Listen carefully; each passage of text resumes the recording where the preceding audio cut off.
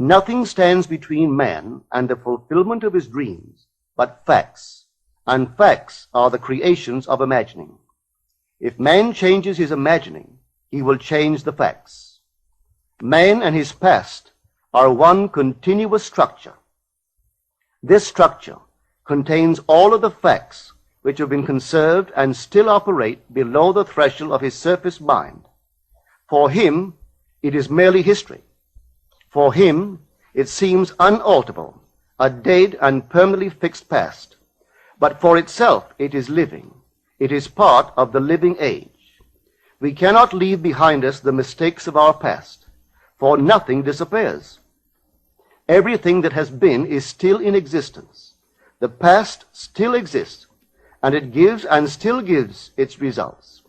Man must go back in memory, seek for and destroy the causes of evil, however far back they lie.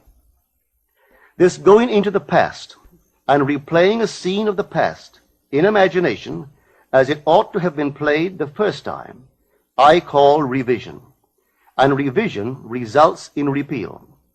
Changing our lives means changing the past. The causes of the present evil are the unrevised scenes of the past. The past and the present form the whole structure of man. It is carrying all of its contents with it.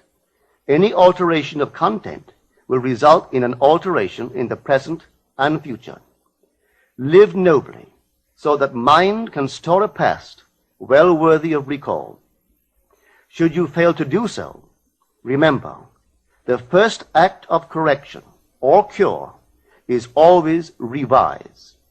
If the past is recreated into the present, so will the revised past be recreated into the present. Or else, the promise that though your sins are like scarlet, they shall be as white as snow, is a lie.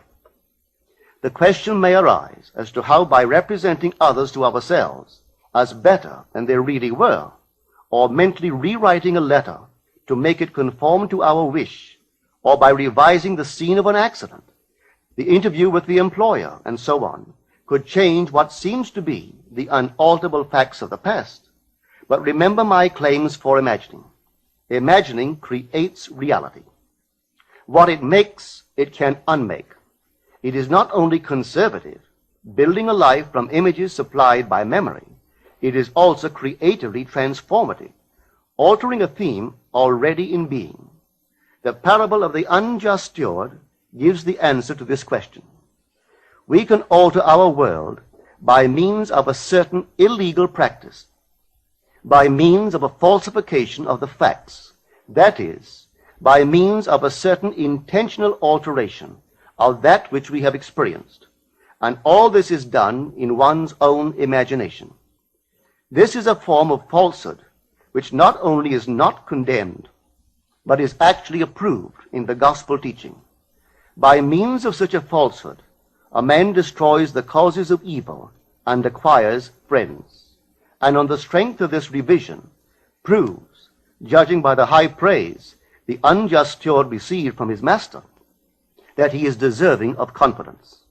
Because imagining creates reality, we can carry revision to the extreme and revise a scene that would be otherwise unforgivable. We learn to distinguish between man, who is all imagination, from those states into which he may enter. An unjust steward, looking at another's distress, will represent the other to himself as he ought to be seen. Were he himself in need, he would, like the man on the cover of this record, enter his dream house in his imagination and imagine what he would see and how things would seem and how people would act after these things should be.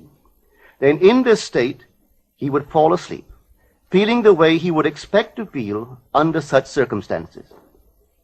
Would that all the Lord's people were unjust stewards, mentally falsifying the facts of life to deliver individuals forevermore.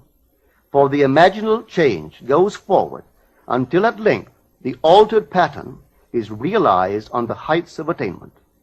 Our future is our imaginal activity in its creative march. Imagine better than the best you know.